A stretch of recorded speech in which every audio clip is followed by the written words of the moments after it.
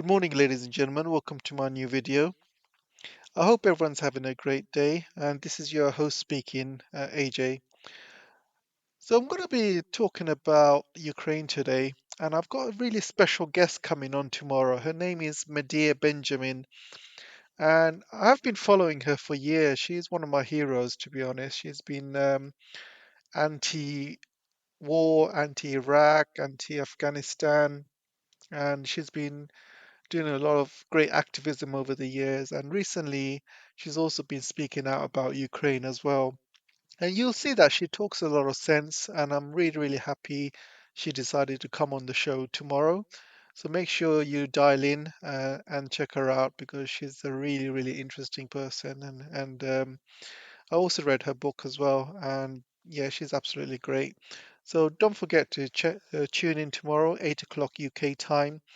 US time was going to be around 12 o'clock midday. So don't forget. So today I'm going to be talking a few things. First of all, I've seen these articles flying around on the British media, and you can see from the article it says most of Ukraine and parts of Moldova without power after fresh missile strikes. Most of Ukraine and parts of neighboring Moldova were left without power on Wednesday following a fresh wave of missile strikes by Russia.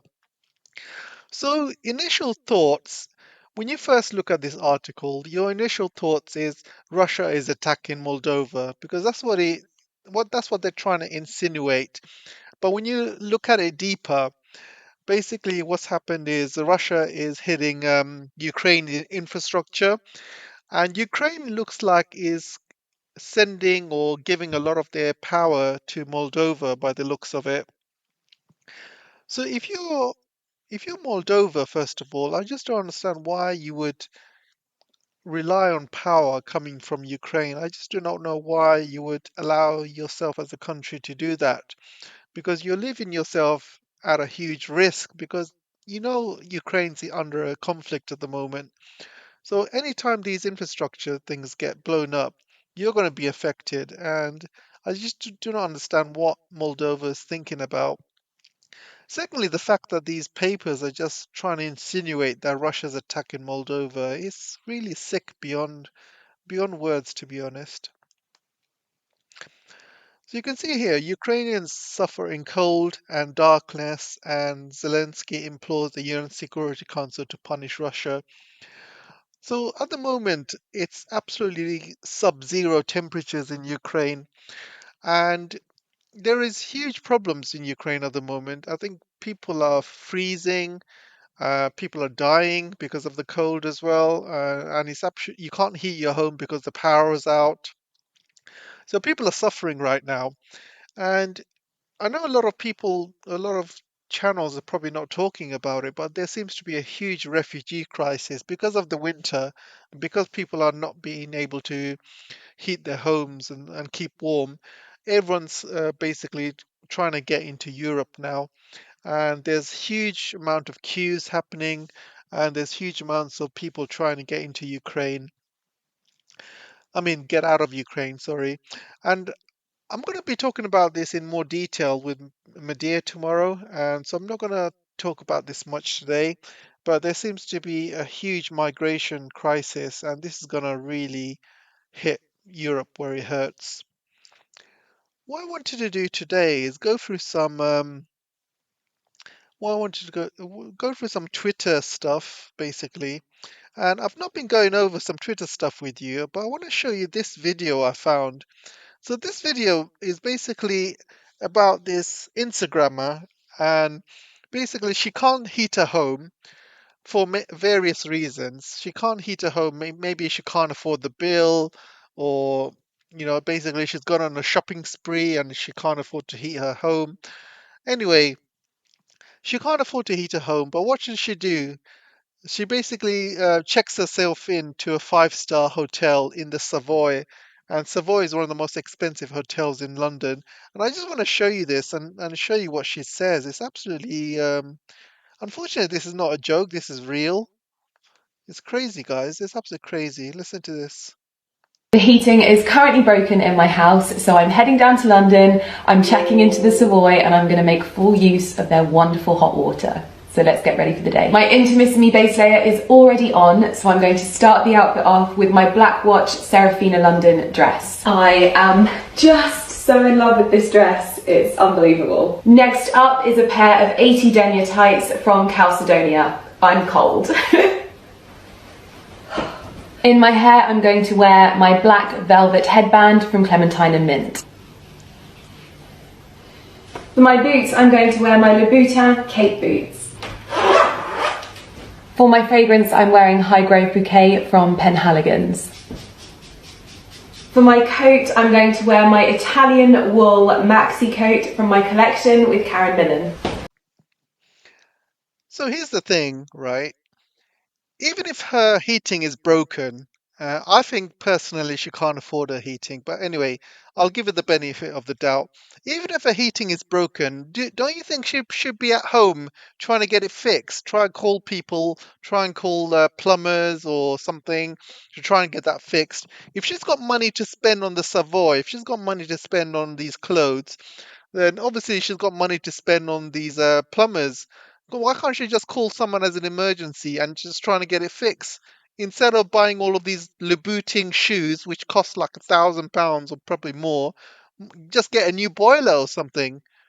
Absolutely ridiculous. Some of these influencers, absolutely mind-boggling, mind-boggling. So this um, basically, this is an anti-aircraft missile coming off Ukraine, and somebody put a Walt Disney logo here because I don't know if you watch Disney films, but if you watch Disney films, you will see that every time there's a Disney film comes on, there's like some sort of rocket that goes around Walt Disney, and this is exactly what it reminds me of. So you can see these anti-aircraft missiles completely failing. As soon as they shoot, it just falls into another part of Ukraine. But you can imagine something like this would have happened to Poland as well. I can't believe that Zelenskyy is still trying to deny it, still trying to admit that, oh, hang on, this was a Russian missile, this wasn't any Ukrainian missile. I mean, you can see the proof here. You can see how these anti-aircraft missile guns just fail. Absolutely unbelievable. Um, these all these people in Ukraine trying to charge their phones. And you got this guy, right? This guy is in Qatar and he's basically complaining about human rights. He's talking about, all of these migrant workers and things like that. But look how he's dressed. He's in Qatar. He's dressed as a effing crusader. Look at this. He's talking about human rights, but he comes to Qatar dressed as a effing crusader. Anybody who doesn't know what the crusade is, when the Christians went into the Middle East and started killing all these Muslims and started having wars with Muslims, and this guy's dressed as a crusader and he goes to Qatar. I mean, how insulting is that? And what makes it worse is just standing there in front of the camera talking about human rights in Qatar. I mean, this is terrible. This is terrible, guys. This is so idiotic. It's unbelievable, unbelievable. Zelensky again urged Western countries to accept Ukraine into NATO and the EU. This guy's not going to shut up, is he? Tomorrow is going to be like, oh, we want all of our land back, including Crimea. We want Russia to go back to Russia. We want all of the land back. We want Putin to go on his knees and apologize to us. We want Putin to wave a magic wand and bring all of our dead soldiers back to life. This is all the things that Zelensky is going to say. I mean, this guy really is on something. Basically, a Scottish referendum bid by Nicola Sturgeon had failed yesterday, and this got rejected by the Supreme Courts. But she's still going to fight it, and I think next year they're still going to go for a referendum. So let's give them a bit of good luck, guys, because end of the day, us English people, we're just bringing the Scottish people down. I think we need to let them go, and and they can push their own destiny. Right now, we're just taking, a lot of people don't realize, but we are taking Scottish people's oil, we are taking their gas, we are taking their water. Scotland has got a lot of natural stuff, natural stuff like oil, gas, and water and stuff like that. We're just stealing it. And not only are we stealing it, we're taking all of that and we're increasing the gas bills for everyone. And that includes Scottish people as well. Unbelievable. This is so funny, guys.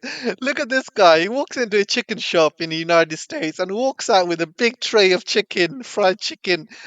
He just walks out with it like it's like a boss. I just found this so hilarious. He just walks out with a big bowl of. Oh, this is so funny. You got everyone walking in behind him now, trying to take every pieces of chickens for themselves as well. Oh my God, it's so hilarious. He just walks in like behind the counter. He just walks out with it. Oh, it's so hilarious, guys. Hilarious. Anyway, I'm gonna kind of leave it there for now, and I'm gonna leave the show with Medea Benjamin. She came on Chris Hedges' show the other day, and I'm gonna be basically showing what she's been saying. And she's a very interesting person, and it's kind of like getting ready for tomorrow evening for the show. So I want to kind of give you guys a little bit of sneak peek. And yeah, I can't wait to speak to her, to be honest. So I'm going to leave it there for now, guys. Don't forget to like, share, subscribe. Really appreciate it. You're welcome to join my Twitter as well. I am starting to get active again now on Twitter. I don't know if I told you, but my last Twitter account got banned. I had about 40,000 people in there, 40,000 subscribers, so which was quite high, but it got banned. So I'm starting again from beginning, and now I think I've got around 500 or so. So if you are on Twitter, you're welcome to find me in there. It's PT Well Gone Crazy, or you can search for PT or Couture Mag. You'll find me, and the links are in the description as well. And also, if you can support me on Patreon or locals, I'd really appreciate it. I've got 43 members on my locals. If you, I just need 7 more of you to join, and I'll be able to do this full time. If not, don't worry. I'm gonna have to find another job if I can't do this full time. But I just need 7 more of you for me to be able to do this full time. So really appreciate the support, but we'll see how it goes. Thanks for everything that you guys have been doing for me so far. And even if you can't support me, I'm happy with you liking, sharing, commenting, just to help the algorithm. Really appreciate it. Anyway, guys, I'll see you soon. I'm gonna leave you now with Medea Benjamin. And again, don't forget tomorrow I'm gonna have a live chat with her. Take care for now. Bye. The mass media cravenly disseminates these binary absurdities in 24-hour news cycles. Its news celebrities and experts, universally drawn from the intelligence community and the military, rarely deviate from the approved script. Day and night, the drums of war never stop beating. Its goal? To keep billions of dollars flowing into the hands of the war industry and prevent the public from asking inconvenient questions. Medea Benjamin, who along with Nicholas Davies authored War in Ukraine, Making Sense of a Senseless Conflict, placed the war in Ukraine in its proper historical and cultural context, warning that a protracted war in Ukraine threatens open warfare between the United States and Russia, a nuclear Armageddon. Joining me to discuss her book is Medea Benjamin, co-founder of Code Pink and author of Drone Warfare, Kingdom of the Unjust, Behind the U.S.-Saudi Connection, and Inside Iran. So in the book, Medea, you begin first by setting the Ukrainian historical context, and in particular the Russian-speaking regions. Just lay out for us, because I think there is this kind of perception that Ukraine or Russia's interest or claims over Ukraine are somehow new. I think people don't understand how close Ukraine and Russia have been for centuries, how many Russian speakers there are in Ukraine, how the connection between Ukraine and Russia has gone back and forth for a long time, but Ukraine was part of the Soviet Union. And places like Crimea, people in Russia have told me that the Americans might think of uh, the state of Alaska. That's how people in Russia see Ukraine, as a part of their country for a long time. And it's really recently that there has been this discrimination against Russian speakers, against Russian publications, against using Russian language in the schools. And of course, that is part of the conflict that we have seen raging in the last decade. Well, with this caveat that the Crimea was part of Russia a century before we got Alaska, wasn't it? That's right. And I think just the idea that anyone would say that Crimea is not part of Russia, um, for the people in Ukraine now calling for all of Crimea to be taken back, and the way the US media is portraying it as part of this fight right now is to get Crimea back into Russia. I think people should think of how it would feel if a hostile power in Canada, for example, decided that Alaska would no longer be part of the United States. Let's talk a little bit about the antecedents to the conflict. I was in Eastern Europe in 1989. I covered the revolutions in East Germany, Czechoslovakia, and Romania. I was there when promises were made to Gorbachev, who, by the way, wanted to build a security and economic alliance with Europe and the United States. But promises were made not to expand NATO beyond the border of a unified Germany. This is a historical fact. It's one I reported. And yet to even bring this up is an anathema among the media. So before we talk about what happened in 2014, let's talk a little bit about what happened between 1989 and 2014. Well, in terms of the NATO expansion, as you said, people today are trying to act like that promise was never made because it wasn't written down in some kind of treaty. But we do have evidence from all kinds of US politicians, academics, diplomats, saying that this was just common knowledge, that it was part of a deal brokered between Secretary of State James Baker and Gorbachev, and how this was part of the agreement around the reunification of Germany. It's also important to note that the Warsaw Pact was dissolved after the downfall of the Soviet Union. And it was at that time that many thought that that would be the end of NATO, that NATO had done its job protecting the West from the Soviet Union. And yet these promises were violated by Democratic presidents like Clinton, Republican presidents like George Bush. In fact, it was at that 2008 meeting of NATO in Budapest where George Bush twisted the arms of other leaders in NATO to say that we would promise membership to Georgia and to Ukraine against the best interests of the region and against many of the other NATO members that knew that that would be tremendously problematic, which is why they agreed to make the announcement, but not to set a date. And then as progressive from there, the continuous US expansions that not only went eastward, but went right to Russia's border are somehow disregarded today. But it is important to try to imagine what it would be like in the United States if a hostile force, let's say in Mexico or in Canada, were building bases right on our borders.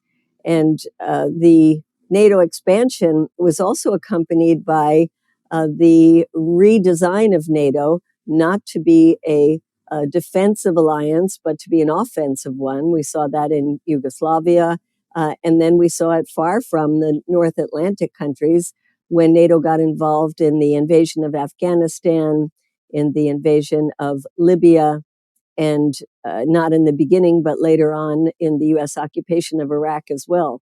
So Russia was seeing not only the movement of NATO towards its borders, but it also saw the increasingly aggressive nature of NATO itself. And it's despite this, Putin in the beginning cooperated in the so-called war on terror. Of course, they had problems with Islamic extremism after the wars in Chechnya. Russia provided resupply routes for U.S. troops in Afghanistan. There was a real effort on the part of the Russian government to reach out. Well, yes, and that has been the case even in more recent times when Russia worked with the United States, for example, to get an agreement on the Iran nuclear deal, when Russia worked with the United States around Syria to try to solve this crisis around Syrian biological weapons. I think there are many examples that we can point to today of Russia working with the United States, which is one of the reasons why it's so ridiculous to hear this common phrase that you can't negotiate with Putin, you can't negotiate with Russia. The U.S. has been doing it for quite a long time. What do you think is driving the hostility towards, or what drove it? I'm not defending, of course, the war in Ukraine, as you don't either. Preemptive war is a war crime. But what drove that hostility? Andrew Bacevich argues that it was just the hubris of a broken Soviet empire and a weakened Russia. I've got to believe that the billions in profits that are being made by the war industry by refitting Warsaw Pact countries with NATO equipment was also a factor. But what do you believe drove this hostility? I think there are many factors behind it, and you named some of it. We also have within the Democratic Party the last years of the demonization of Russia around Russiagate, instead of admitting that Hillary Clinton was a bad candidate, blaming the Russians on the victory of Donald Trump. The war, both, we know that we have two war parties. I think the Republicans are more focused on China as the adversary, and the Democrats more focused on Russia. But in any case, we have this growing militarization that has taken over NATO, but a militarization of Ukraine by the US. And even under Obama, we see that right after the Minsk agreement was signed and there was supposed to be some peaceful solution to the conflict in the Donbass, you see him sending weapons to Ukraine, supposedly defensive weapons. And now, of course, all of that charade of defensive versus offensive have been lifted. But it has been both Democrats and Republicans who have really pushed for increased hostility towards Russia, increased militarization of Europe. And this is also a way to get Europe totally behind the United States. Whereas I think with the Europeans, like the Germans and many other European countries, becoming so dependent on Russia for their energy supplies, the US was trying to find a way to sever the ties between Western Europe and Russia and make sure that Western Europe was solidly behind the United States. And this terrible invasion by Putin has given them exactly what the U.S. wanted. Let's talk about the Minsk agreement. This was an agreement that the Ukraine never honored. Explain what it was and what it was meant to do.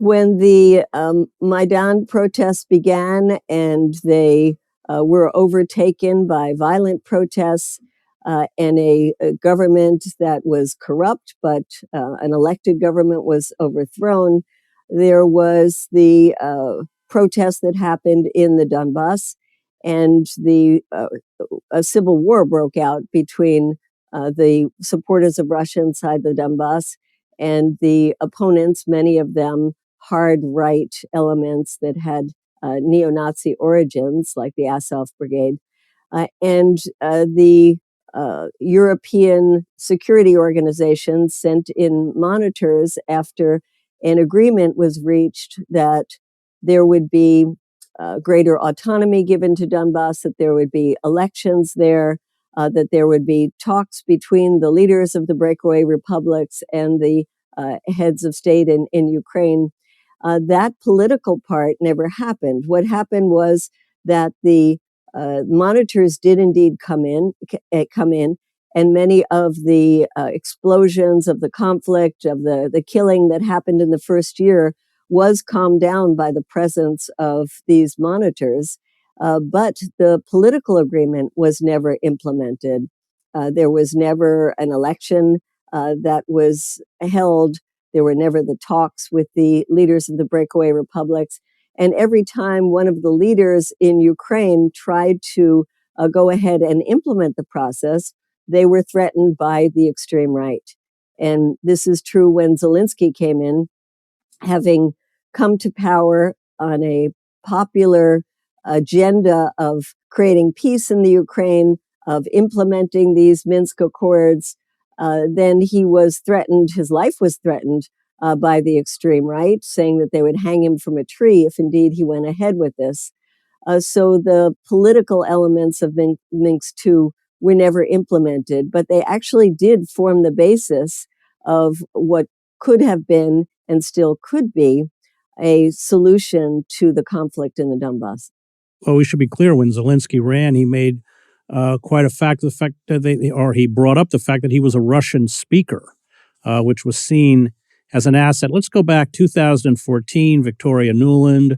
I think the U.S. put, $5 million? Explain what happened. Many, Russian speakers in Ukraine argue this was a coup. And I think there's much validity of that. But explain, and also the intrusion of the United States into the domestic politics of Ukraine, something the Soviet experts like George Kennan and even Burns argued was dangerous. Absolutely. When you saw the protests that broke out against an unpopular and corrupt government that was talking to both the Europeans about joining the European Union, as well as joining an economic pact with Russia, there were segments of the population that rose up and said, we want to be pro-Western. We don't want these ties with Russia. And they started a peaceful protest, and that gathered steam and was overtaken by violent, extreme right elements. Now, there were talks going on between the Ukrainian leadership, the government in power, and the European countries to say, how can we come up with a solution to this? And they planned on having new elections. This was not good enough for those right-wing elements, and they decided that they were going to continue to escalate, and they took over the building in Parliament. They forced the government in power out, and they started this violent actions in reaction to the breakaway republics in the Donbass. So Victoria Nuland was the Assistant Secretary of State at the time, and she was directly involved in trying to engineer what would be the outcome of these protests, who would be in charge. It's quite astounding that we have that audio tape of her talking to the U.S. ambassador in Ukraine about how they were going to disregard, although she didn't use that nice word, she used another word, the European Union and the person that they wanted to put in power, and instead put in who the U.S. had wanted to put. We have a video that we did to accompany our book, Chris, in which we show her out in the Maidan giving out sweets to the protesters, but her role in this was not very sweet. And I think in years to come, just as we've seen the National Security Archives and other groups get documents long after the fact about U.S. involvement in coups in other countries around the world, we have yet to see the extent of the U.S. involvement.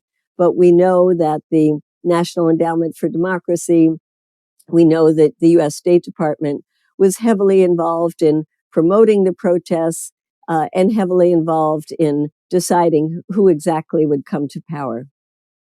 I want to go back to the Azov Battalion and these neo-fascist elements because there's a strong fascist tradition in Ukraine going back to World War II. This was also true, of course, when I lived in Croatia with Ustasha.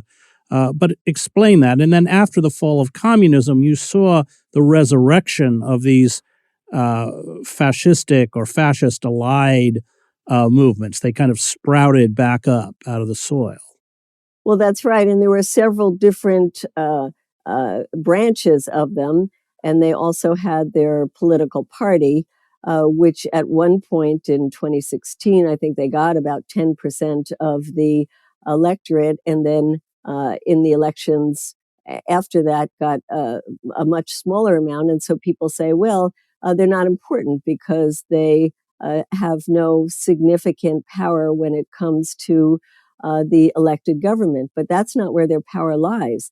Their power lies in the paramilitary groups and the armed elements and the ones who refuse to allow the Minsk Accords to be implemented, and the ones that have been fighting and killing many people in the Donbass. They are the ones who have the power. They are the ones right now that are stopping Zelenskyy from negotiating as he tried to do early on, because he has gotten threatened when he talked about a compromise that would include some autonomy for those breakaway republics. And they pushed back and said, no, we want every inch of Donbass to go back to Ukraine. So their power has been in the military, and that's why there were years ago, there were elements in the U.S. government like Rokana who tried to stop U.S. weapons from getting into the hands of the Azov Battalion because of their human rights abuses, because of their Nazi ties. And yet, after the invasion of Russia, that has all been swept away, and the weapons are just pouring in. And we have no idea who is getting those weapons. We have no idea how much this is empowering not only the neo-Nazi elements in Ukraine, but similar right-wing fascists who have come in to join in the fight from many places around the world. And just like we see the pouring in of U.S. weapons in places like Iraq and Afghanistan, what it led to, the creation of groups like ISIS, I fear that in the future, and let's hope we don't go towards nuclear war, but in the future, we will see the tremendous empowerment of these groups with so many of the weapons that the U.S. has sent in. And I think I'm right when I say the estimate is there are hundreds of internationals who have joined the Azov Battalion. Is that correct? Well, that's right. And when we talk about all of the weapons that are going into their hands, let's remember that there have the CBS report that talked about perhaps only 30% of the weapons that the U.S. is sending getting into the hands of the Ukrainian fighters, and that so many of them were on the black market. And imagine who is getting so many of those weapons. It's going to be right-wing extremists that have come in to Ukraine to take advantage of this situation. So after what's called the coup of 2014, but certainly the installation of an anti-Russian government, you also saw NATO become very heavily involved in Ukraine. Although Ukraine is not a NATO country, in many ways it became a de facto NATO country. I wondered if you could discuss that. Well, it's interesting that Zelenskyy himself, when he recently made his fast track application for NATO, said as much. He said, "We are a de facto member of NATO and we'd like to be a de jure, i.e., a legal member of NATO." And when you look at starting in 2015, the US, the West, NATO poured in weapons and trainers and trained 10,000 Ukrainian troops every single year. Chris, when the Russians invaded and the Western press said that they were going to crush the Ukrainians, many people did not realize that about 100,000 Ukrainian troops had already been trained and equipped by NATO. So certainly there was a lot of preparation that led up to the kind of resistance that we're seeing today. And the fact that the U.S. is using its intelligence to help the Ukrainians with their targets. So it's weapons, it's training, it's intelligence. I mean, how much more do you need to say that the U.S. is involved and that NATO is involved in this war? It's kind of a charade to say that we don't have troops on the ground, so this is not a proxy war, this is not a direct involvement. But you have a lot of CIA agents on the ground, you have trainers, and I think very much for Russia, it is definitely a war with the US, with NATO, and with Ukraine. Why such staggering sums of money of over $50 billion? The State Department budget is, I think, about $60 billion, or the request for 2023. I mean, it is just eye-popping sum of money and the spigot's been turned on. There's kind of no end in sight. Can you talk about the cost of the war to the U.S. taxpayer? Well, it is absolutely staggering, Chris, and I think the U.S. taxpayer has no inkling that this is happening. On the one hand, you have the justification for increasing the Pentagon budget itself now to over $800 billion, when there should have been a, quote, peace dividend now that the U.S. is no longer in Afghanistan. But the war in Ukraine was used to justify this tremendous increase in the Pentagon budget. But the Ukraine money, and it including the military budget for Ukraine, is separate from the Pentagon budget. So it's on top of that. And yes, we saw that astounding vote for $40 billion. I mean, we can all imagine all kinds of things that we could be doing in this country with $40 billion. And there was not a peep from a Democrat when that vote happened. More recently, there's been another $13 billion, and the year isn't even over yet. You compare this to the budget of the State Department. I've heard many people in the environmental movement, particularly in other countries, comparing it to what they see as the existential crisis for the planet of the environment, and saying that there was this global climate fund that was supposed to be funded a decade ago for $100 billion. They never got more than $10 billion. And if you count all the money that all the Western countries and the U.S. have put into Ukraine, it's about $100 billion right now. So yes, these are astounding sums of money. The spigot is still on, and we are having a hard time even getting progressive Democrats to start questioning this. You might remember that Senator Rand Paul did question the money and saying there is no setup for any accountability of how this money is going to be used. And that was pushed aside by people in his own party as well as the Democrats saying, oh, come on, don't rain on our parade. And the Democrats and Republican leadership have been falling over themselves to say it's not enough money. We have to increase it.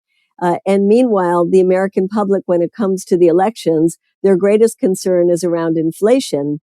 And yet the mainstream media has not made the connection between this war in Ukraine, the inflation that the American people are facing, and who is responsible for this in the White House and in the Congress?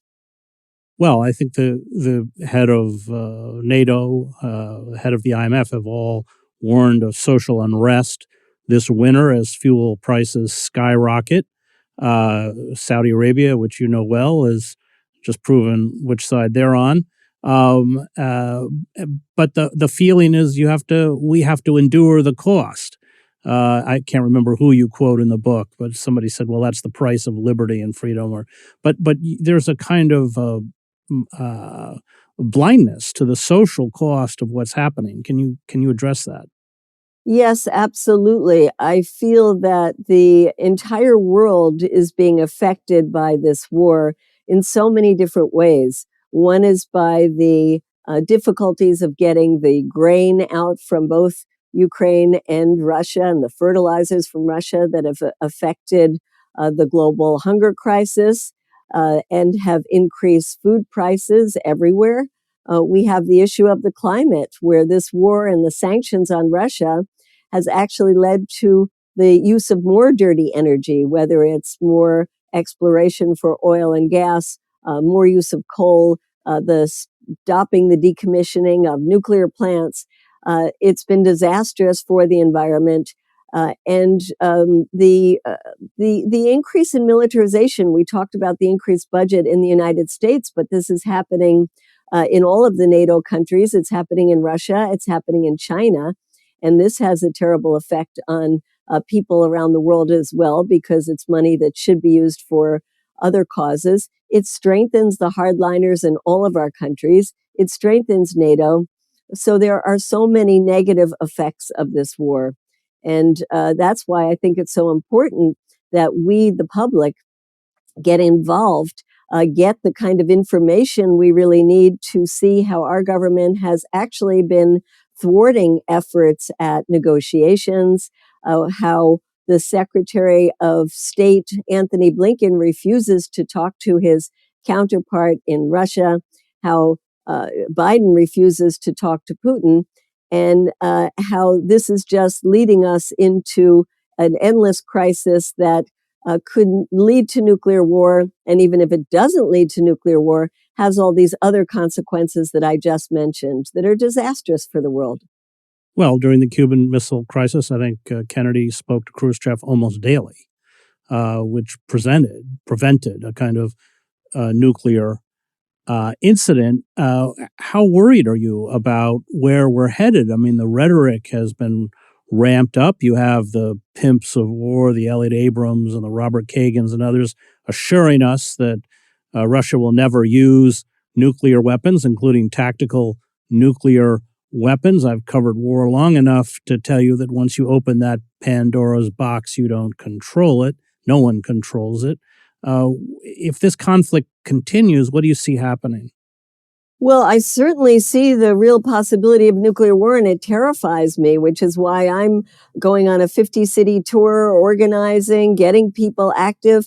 But I find, Chris, that while older people understand the threat of a nuclear war and are terrified about it, it's something that younger people really don't understand. It doesn't resonate with them. They don't have the history that some of us have of hiding under our desks. Right. Um, but what resonates with them is the climate crisis. And so I've been talking more about the connections of this war and the climate issues.